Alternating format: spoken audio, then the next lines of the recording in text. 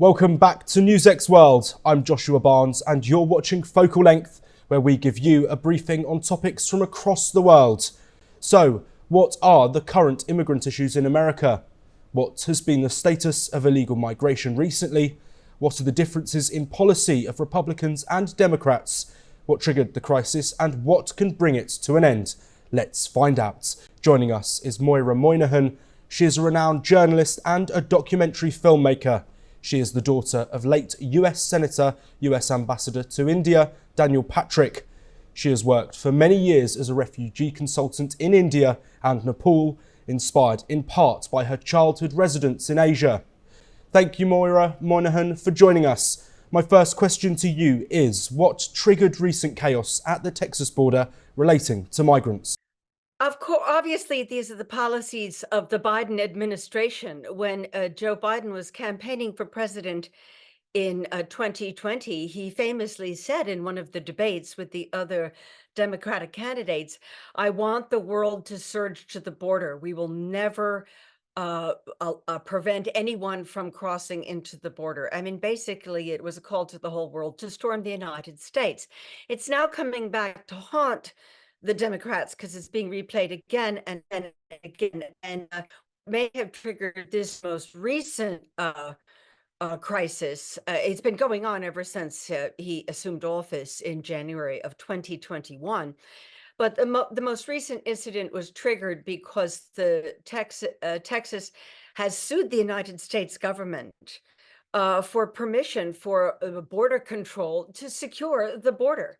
That alone is just madness. I mean, what serious country would allow its borders to be wide open and to allow the 15 million illegal aliens with no vetting, with no health checks, nothing to storm their country? Would India allow this? Would Russia allow this? I know it's happening in the EU. Would the People's Republic of China allow this? Certainly not. But it has now become the number one issue for voters in the United States in this election year. Has illegal immigration become a major poll issue in America? It's now surpassed the economy as the number one issue of concern for American voters. And the two are linked because I live in New York, and New York is a sanctuary city, as is Boston, as is Chicago, all of these blue state capital cities. Uh, and they're going broke. In New York City, migrants are getting free housing in luxury hotels. They're getting free food. They're allowed to roam freely. And the community that is most negatively impacted by this policy of allowing illegal aliens shelter, food, credit cards, work permits in many places. The community that's being impacted the most is the African American and the Hispanic communities, especially the poorer communities.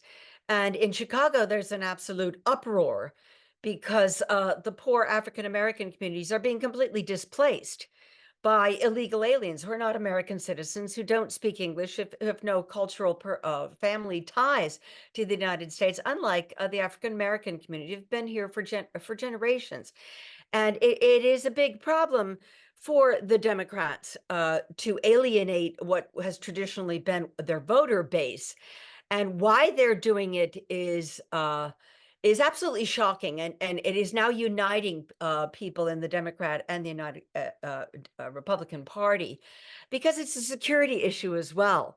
Because a great many terrorists have flown through the open southern border, and many members of the intelligence community and retired military leaders and five-star generals are saying it's only a matter of time before another 9/11 event occurs on American soil. So it should be the number one issue of concern for American voters. How do the Republicans and Democrats wish to differ in their policy on immigrants? Well, Donald Trump campaigned on the securing the border in 2016 when he won the upset victory over Hillary Clinton. And in 2020, it wasn't as much of an issue because he had secured the border.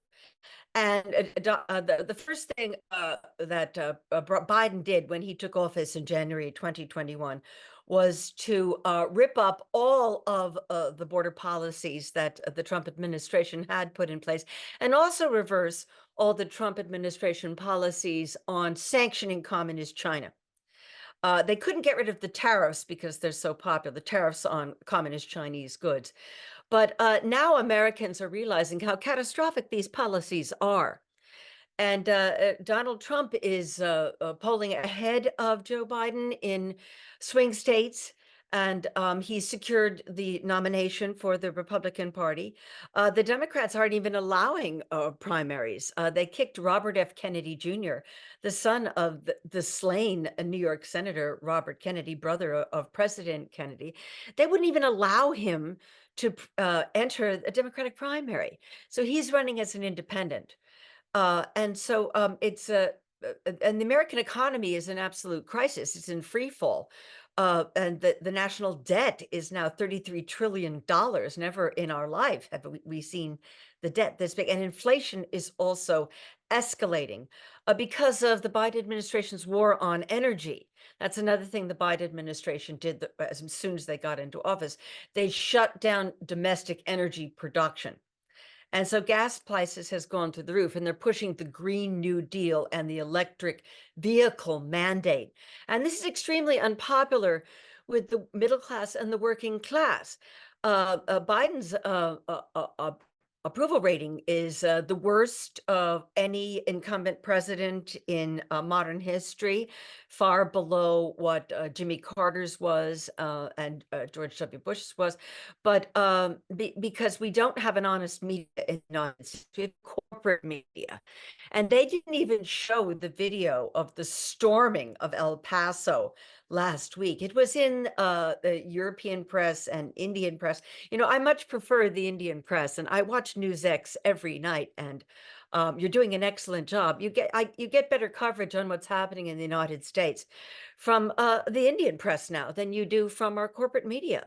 What do you think has worked in the favour of Donald Trump to return to the presidential race? There's two reasons why Donald Trump is surging in the polls, and he's also way ahead of Biden among independents. And now 50% of the American electorate are registered as independents because of their dissolution with both parties.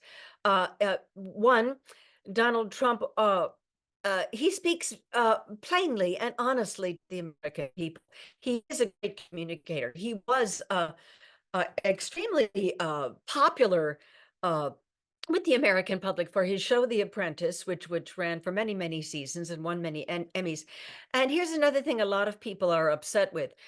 Before he beat Hillary Clinton in 2016, he was a darling of the corporate media.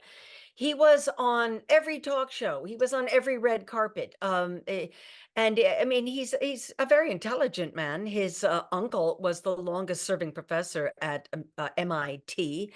And he's written many books about America's decline and how to reverse it. And Americans there are two issues that Americans tend to prioritize above foreign policy, above anything else. And that is crime and inflation, public safety and the economy. And if you can't control those two issues, you're going to lose. And so the Biden administration has failed spectacularly on both of these issues. Another reason Donald Trump is soaring in popularity is because of migrant crime. We've seen, to our horror, so many young Americans, in particular children, teenagers, young women, being raped and murdered by illegal aliens who are pouring through the open southern border. And this hits home when you can't walk the streets at night. New York City, I remember walking home at 4 o'clock in the morning for years and always feeling safe. Well, those days are absolutely gone. The crimes rule our cities at night. And so it's crime and inflation. Americans are now paying uh, $12,000 to $15,000 more for groceries and basic necessities now than they were when Donald Trump was president. So foreign policy is also an issue, but it comes after crime and inflation. And Donald Trump's rallies also, he fills football stadiums, and Biden can't get 20 people to show up, and because Biden is not a good communicator. Why do you think no Republican leader was able to establish themselves in the past 4 years in the absence of Donald Trump? I don't think that. I think Donald Trump. Many European leaders have said, and this is just my observation, having grown up in a political family, but because my father was a senator and, of course, ambassador to India, and I had the privilege of going to high school in India in the 1970s, the greatest experience of my life. Donald Trump is a once in a generation kind of political figure and political talent. And he is an outsider. He does not come from inside the Beltway. He does not come from inside the swamp, as it's referred to, and that would be, sort of the elite bubble that most of Washington and New York and Los Angeles live in, and they are far removed from the struggles of the working people of the United States. And Donald Trump speaks directly to the working people. I mean, he has said again and again, I am your voice, and I will make sure that you get a voice at the table, and you get a fair share. And the other Republican candidates running against him, I think, with the exception of Vivek Ramaswamy, um, were very much very conventional candidates. Governor Ron DeSantis, in particular, ran a terrible campaign, but wasted $300 million that the Republican National Committee could have better spent on getting out the vote efforts and so forth. But Vivek showed charisma, very well spoken, also addressed the concerns of working people, and dropped out and immediately endorsed Donald Trump. And people are saying that he's definitely going to get a cabinet position, which would be great, to have, in my view, someone of Indian origin serving in a presidential candidate. And Donald Trump just has a natural charisma, and he's also able to speak about very serious policy issues and then transition into humor. And the American people like someone who talks straight to them.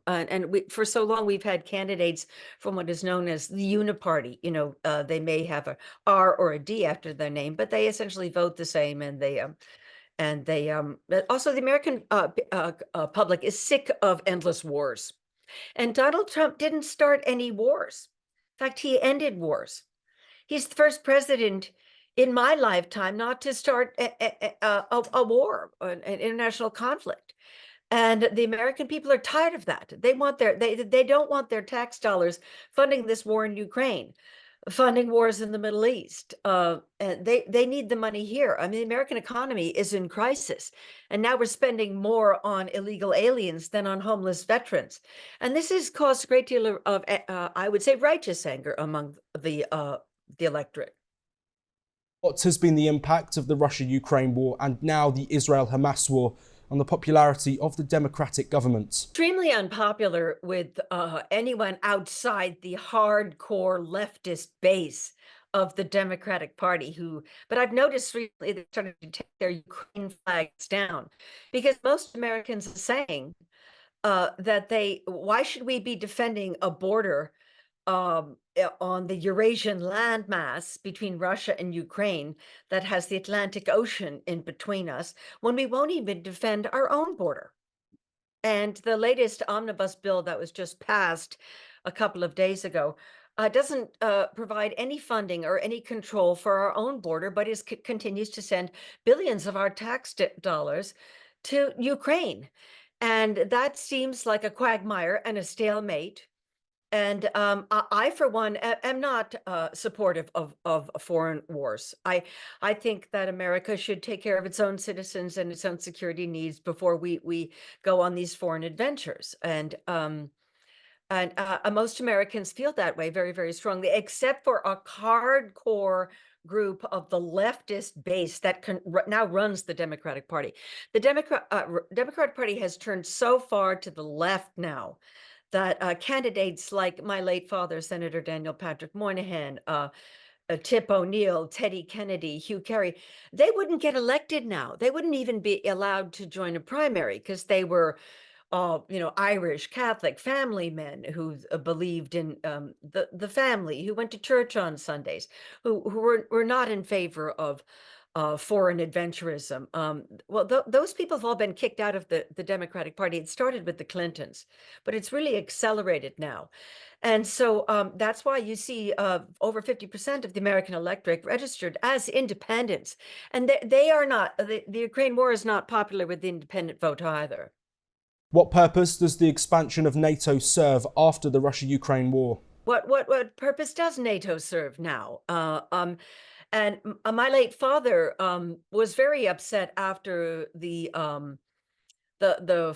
collapse of the Berlin Wall and the rise of a man I consider a great hero, which was Mikhail Gorbachev, who allowed the peaceful dissolution of the Soviet Union.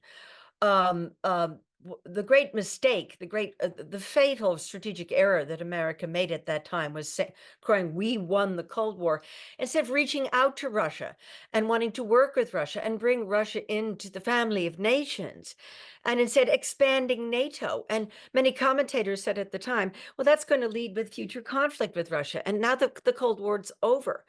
And I, for one, feel that we should have brought Russia into the family of nations, and we shouldn't alienate them. And I don't think I was not in favor of funding the Ukraine war. The other thing that it makes a problem for NATO is that Donald Trump was right about this as well. Why should America pay for Europe's defense? And he said that the NATO countries weren't paying their fair share. And when he said that, billions of dollars poured into NATO from the European countries. Why should hardworking American taxpayers who can barely put food on the table with what they call Biden inflation pay for the security of Europe when the European countries are more directly affected? I tend to, I'm was greatly influenced by Gandhi in the years that I spent in India, and I am a pacifist, but I do understand the need for national security. I mean, look how much India has to spend on securing its northern border, which was formerly a secure border with Tibet, but now Tibet is occupied by communist China. So India has to spend crores and crores and crores of rupees defending its security in what was formerly a peaceful border with Tibet, because now you've got the People's Liberation Army breathing down India's northern border, and you have an AFPAC alliance, well, it seems to be fraying, on India's western border. But India has never started a war. That is one thing I always remind people. The Republic of India has never initiated armed conflict. And for this, India deserves great credit. Thank you, Maura Moynihan, for joining us on Focal Length. With that, it's a wrap on today's episode. For more international news updates, stay tuned on NewsX World.